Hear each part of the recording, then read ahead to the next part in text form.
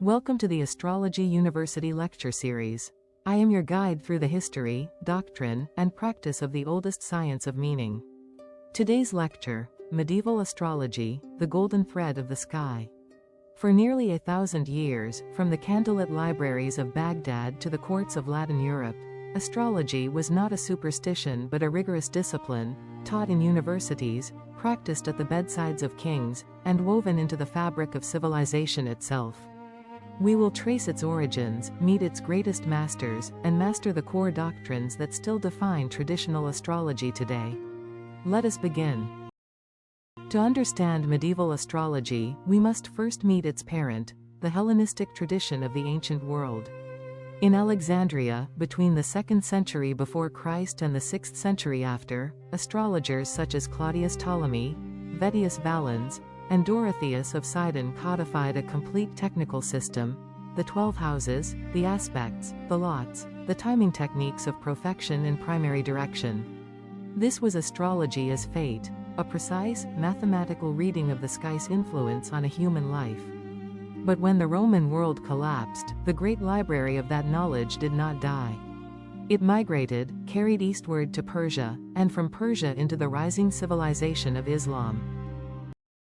And there, in the Islamic Golden Age, medieval astrology was truly born. In Baghdad, the Abbasid caliphs created the House of Wisdom, the Bayt al-Hikmah, a translation movement without precedent in human history. Greek, Persian, and Indian texts were rendered into Arabic by teams of scholars, and the science of the stars flourished. Arabic astrologers did not merely translate, they innovated.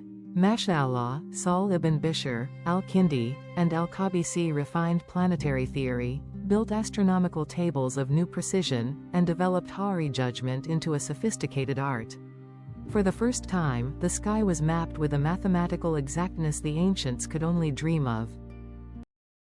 Then came the Great Transfer. Beginning in the 12th century, the Arabic corpus flowed westward into Latin Europe through Spain and Sicily. At the Toledo School of Translators, scholars like Gerard of Cremona and Adelard of Bath rendered the Arabic texts into Latin, and the West received, in one great flood, the science it had lost. Universities across Europe, Paris, Bologna, Oxford, adopted the science of the stars as a formal discipline. Medieval astrology was now a European institution, but it was built, foundation to spire, on the work of Arabic masters. The golden thread of the sky ran through Baghdad before it ever reached the towers of Latin Christendom. Now let us meet the masters. First, Abu Mashar al-Balkhi, known to the Latin world as Albumasser, the most influential astrologer of the entire Middle Ages. Born in Persia in the 9th century, Albumasser synthesized the whole of the tradition in his great Introduction to Astrology, a work that became required reading across Europe. His theory of the great conjunctions, the slow cycles of Jupiter and Saturn that, he argued, drove the rise and fall of dynasties and religions, gave astrology a grand narrative of world history. When his works were translated into Latin in the 12th century, Albumasser became the authority. Thomas Aquinas quoted him. Dante placed him among the wise. Europe's image of the cosmos was, in large part, Albumasser's. Our second master is Guido Bonatti of Forlì, the greatest practical astrologer of the 13th century, and possibly of any century. Bonatti was no cloistered scholar. He was the astrologer of cities, of popes, of armies, a man who staked his reputation on his judgments and won. His Liber Astronomiae, the Book of Astronomy, is a vast encyclopedia of the craft, treatises on the defense of astrology, on the nature of the signs, on the houses, on Hari judgment. For 400 years, Bonatti was the astrologer's astrologer, the practitioner's handbook, consulted whenever a judgment had to be made and a reputation had to be defended.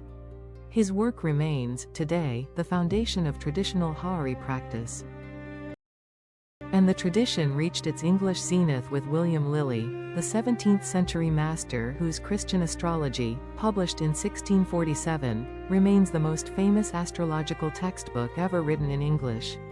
Lilly was the astrologer of the English Civil War, famed for his predictions of political upheaval, consulted by parliamentarians and royalists alike. His style was direct, his method rigorous, his influence immense. Chronologically, Lilly stands at the end of the medieval era, but in technique and spirit, he is the medieval tradition's most accessible voice, and the doorway through which modern traditional astrologers enter the ancient art. Now we turn from the masters to the doctrine. The heart of medieval astrology is the doctrine of the 12 houses, that wheel of life onto which every chart is divided. The first house rules the self and the body. The second, wealth and resources. The third, siblings and communication. The fourth, home, family, and the end of matters. The fifth, children and pleasure. The sixth, servants, illness, and daily work. The seventh, partnership and open enemies. The eighth, death, transformation, and shared resources. The ninth, religion, learning, and distant journeys. The 10th, career, honor, and public standing. The 11th, friends and hopes. The 12th, confinement, secrets, and hidden enemies. And medieval astrologers ranked them: angular houses strong, succedent houses steady, cadent houses weak. The houses were the stage on which the drama of a life was played. But a planet's power was judged first by its essential dignity, its relationship to the signs. Every planet rules a sign. The Sun rules Leo, the Moon rules Cancer, Mercury rules Gemini and Virgo, Venus rules Taurus and Libra, Mars rules Aries and Scorpio, Jupiter rules Sagittarius and Pisces, Saturn rules Capricorn and Aquarius. In its own sign, a planet is in domicile, at home, strongest. In its exaltation, it is honored. In its detriment, the sign opposite its rulership, it is exiled. In its fall, the sign opposite its exaltation, it is diminished. The medieval astrologer scored every planet with dignity points, counting rulership and exaltation as strengths, detriment and fall as weaknesses, before ever judging a single aspect. Essential dignity was the grammar of the sky. And beyond the sign came the accidental condition of the planet, the accidents of place and motion. A planet in an angular house was strong, in a cadent house, weak. Direct in motion, strong, retrograde, weak. Swift, strong, slow, strong again in its own way. Combust, hidden in the sun's fire, weak. And then there was reception, one of the most beautiful concepts in medieval astrology. When one planet sits in the dignity of another, they are said to receive each other, they speak, they cooperate. Mutual reception, each in the other's dignity, binds two planets into alliance even across a square or opposition. The medieval rule was strict. A good aspect between poorly dignified planets promises little, while reception can make even a hard aspect productive. Condition before aspect, that was the law. And now we come to the signature art of medieval astrology, Hari. In Hari, the astrologer casts a chart for the exact moment a question is asked, and reads the answer in the sky of that instant. The theory is elegant. When a mind formulates a question, the heavens crystallize the answer in a single chart. The astrologer identifies the significators, the planet ruling the querent, the planet ruling the matter asked about, the planet ruling the outcome, and judges their condition, their aspects, and their reception. The moon plays a special role, carrying the light from one planet to another, showing whether the matter will come to pass, and when. Will I get the job? Will we marry? Will the ship return? The medieval astrologer answered them all, with a rigor that still astonishes modern practitioners.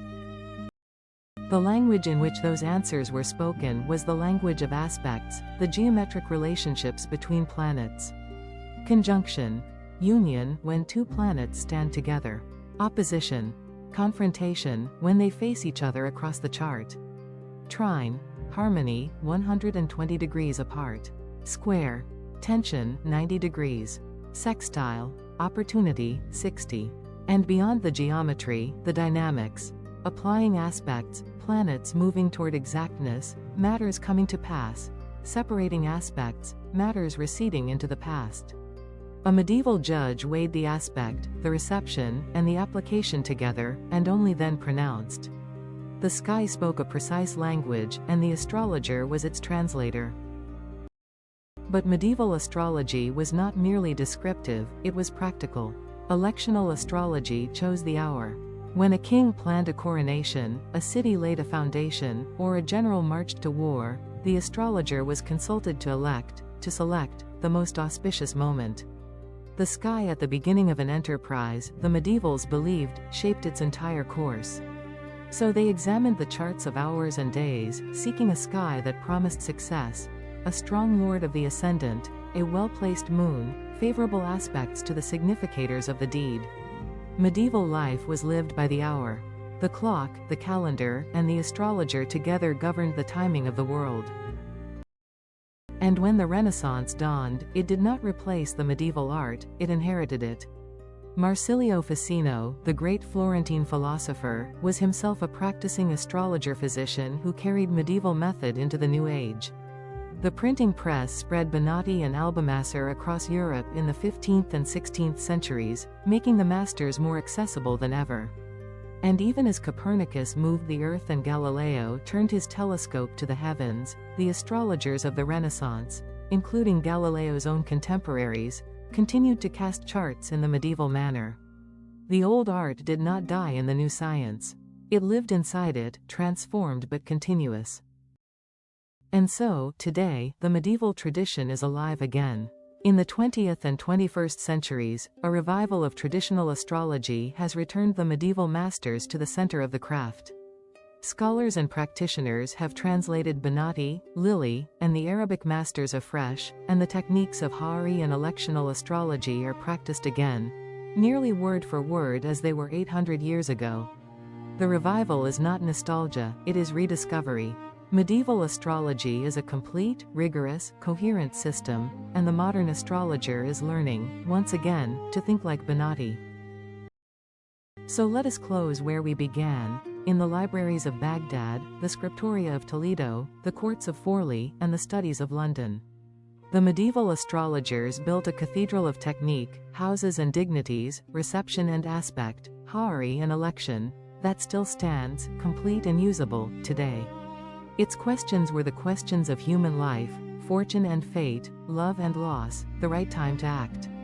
Those questions remain ours. The sky they read is the sky we see. And the golden thread they wove runs unbroken into our own age, now meeting, at last, the new intelligence of the machine. Thank you for attending this lecture. Next time, we explore medical astrology, the healing of the body through the wisdom of the stars.